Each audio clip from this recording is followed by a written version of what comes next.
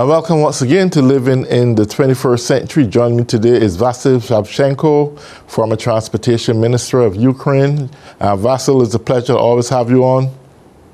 Thank you for having me. Thank you. You know, Vasyl, I was just looking at some of the stats you sent me. The numbers just climbing every single week. The Russian losses is like 623,990 people, military troops that have been killed in this war. And I can't figure out what ideology or philosophical view would want to put its residents, its citizens, its people in so much bondage and losses of life just because they believe that two pieces of land, the Donbass and the Crimea, parcels of land is really theirs, and those residents of those two territories believe that who they had elected to represent them didn't get elected, so therefore they cry out to Russia, and Russia decides to start an uprising and launch an attack on Ukraine. It doesn't make sense because, as far as I understood, that those plots of land were given over to the Ukraine in 1918, and both Crimea and Donbass region. And why would a leader in this 21st century believe that he has the right to, because of his philosophical view, has the right to go and reclaim these parcels of land just for the sake of doing it and causing so much lives? That is something that really beat me. What's your opinion on that? To be honest, I'd start our conversation from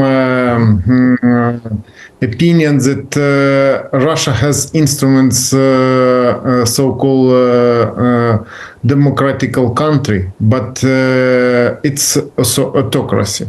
And yes, it is.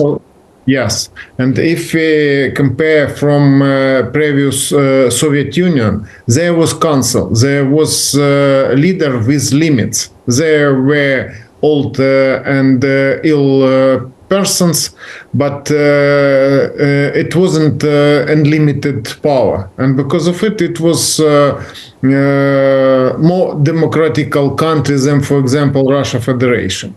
And now we cannot predict what idea Russia's president has in his head, because we know that he has mixed speeches.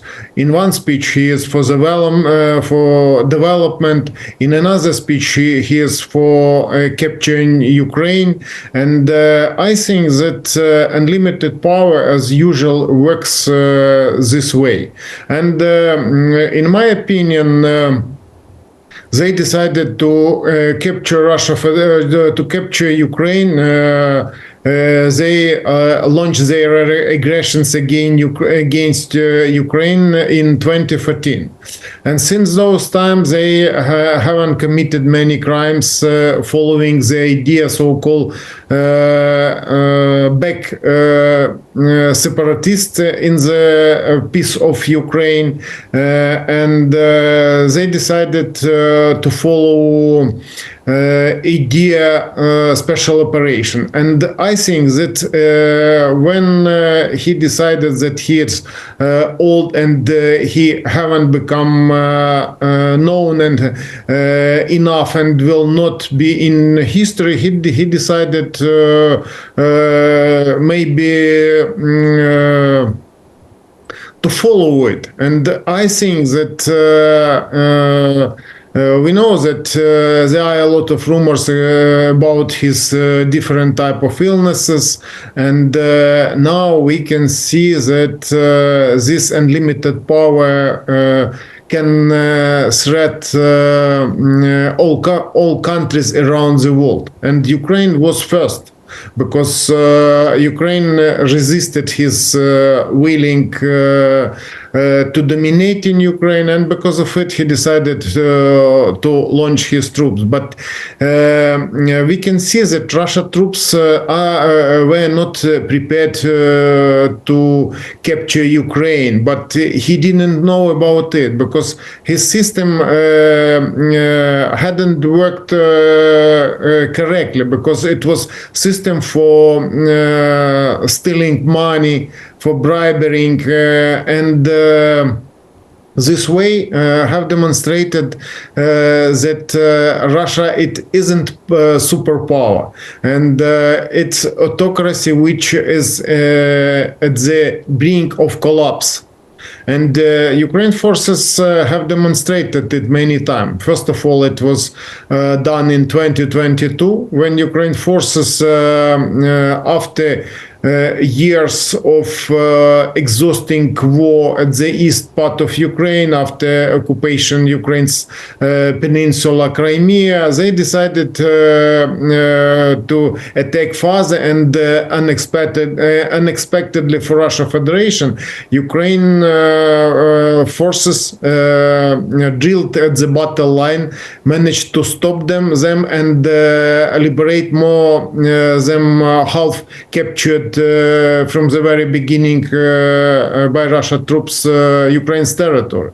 And they were storming Ukraine's fortifications for a long time.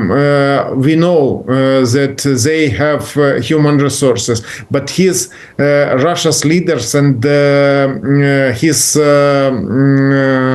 followers are sending their citizens to die in Ukraine. Ukraine is limited in human resources. Ukraine's smaller, 4 or 5 times than Russia Federation, and we have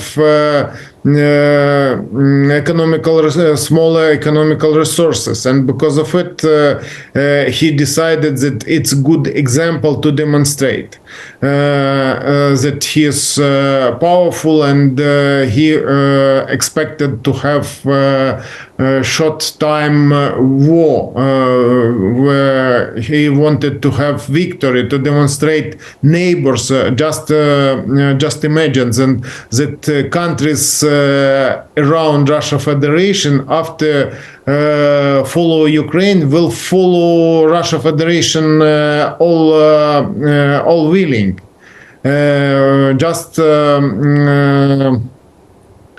Just see Central Asia countries.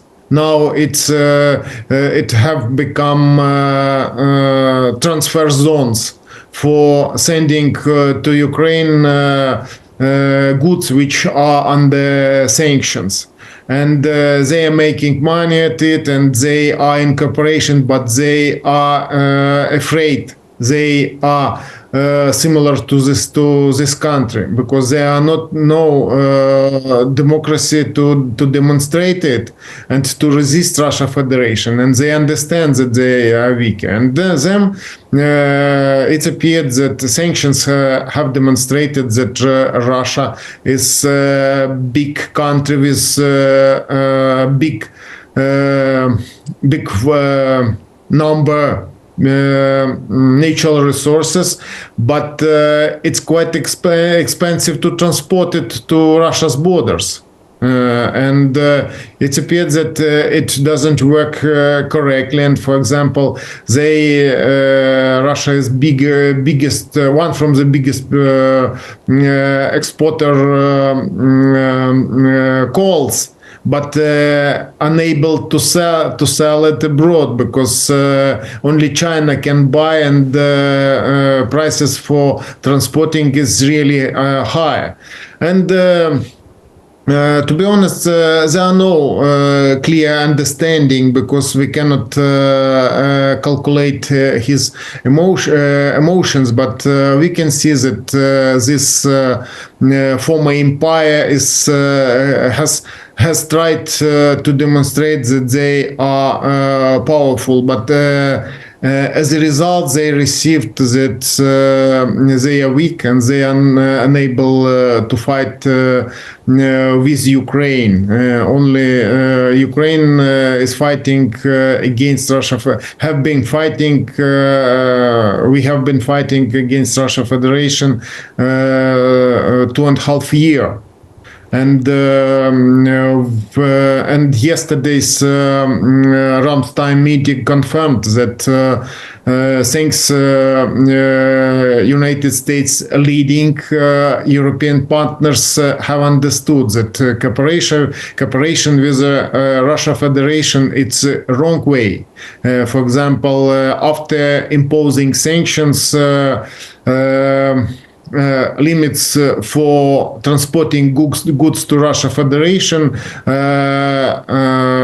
has lost only 25%. 75% are being sold to Russia Federation from European countries through mediators, through brokers. I want to ask this question because it found recently, which I got in the latest stats that you would have sent me, that Iran is now supporting Russia with a lot of ballistic missiles. So you have, on one hand, they were supplying them with a whole ton of drones, and now they are giving them a barrage of ballistic missiles. With that kind of heavy support coming, it seems that Iran is actually partnered with Russia in this war against Ukraine. How is the Ukrainians military standing up to this kind of bombardment that is coming from Russia at this point?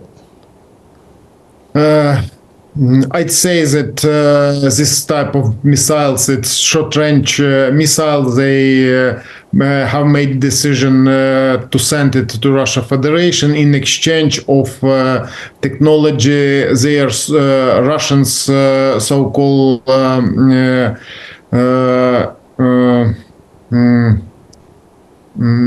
Mi-57 aircraft. It's so-called fifth generation aircraft technology, and in exchange they decided to send them ballistic missiles. But they have sent them thousands of drones. For example, today at night we had 67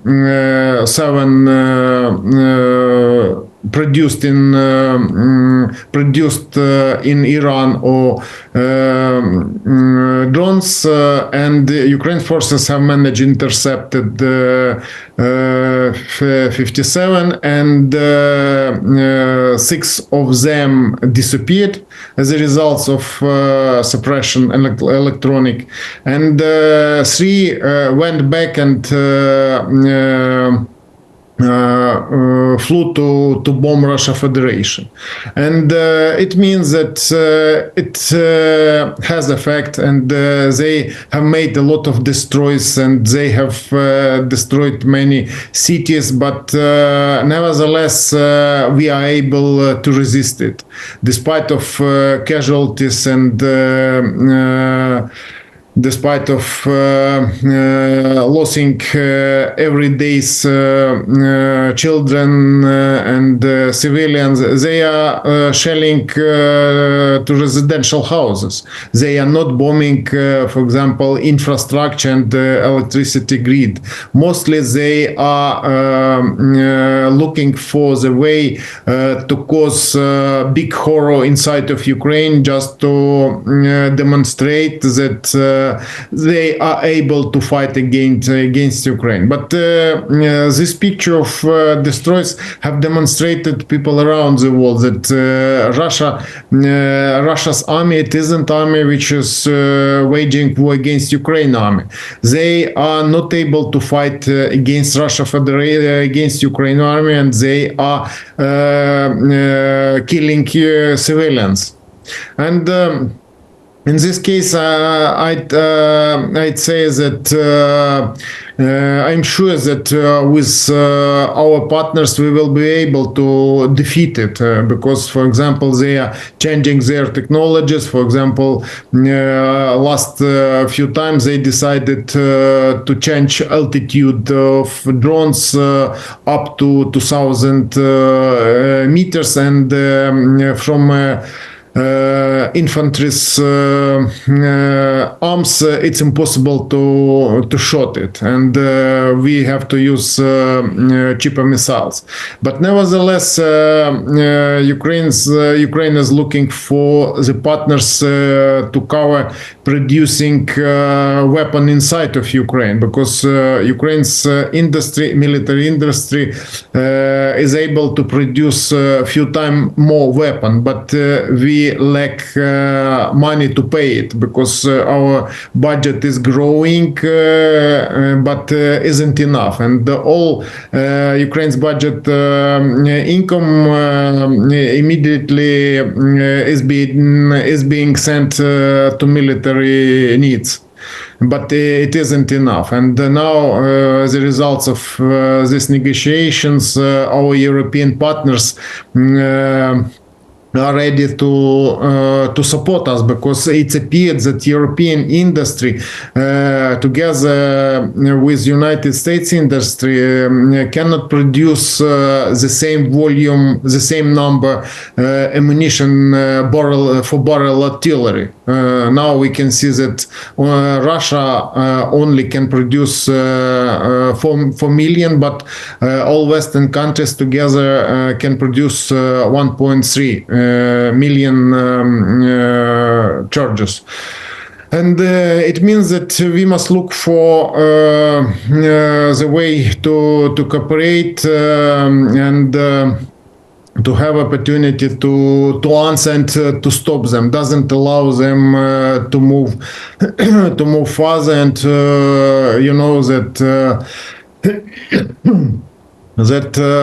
Russia troops which were moving slowly inside of Ukraine unexpectedly 1 week ago were stopped. Yeah. Well, last time we spoke, I think I can recall that the Ukrainian soldiers had penetrated the borders of Russia, and they were somewhat making some progress. What is the condition like now with Ukrainian soldiers entering the Russian territories, and how are they going to make use of that? The Ukraine forces have made decision concerning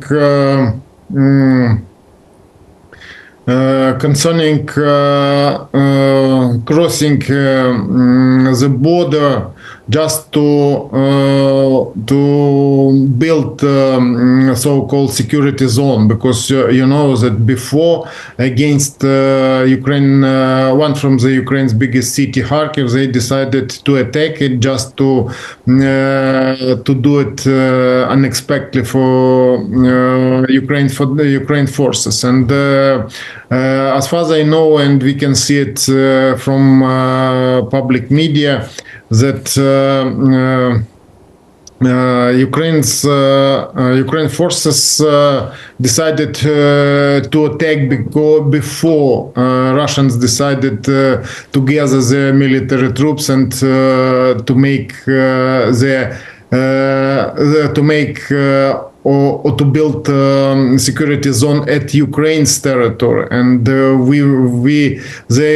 artillery would be closer to Ukraine cities, and this case allowed Ukraine forces to demonstrate that we can act unexpectedly for Russians and can be successful in it. And Ukraine forces have demonstrated that they are able to maneuver and to demonstrate that they are not Russians military troops in depth Russia's territory, and once more one more question, and that Russia haven't started defending their territory. Because it appeared they focused on the Ukraine territory 500,000 army and unable to defend their territory, and they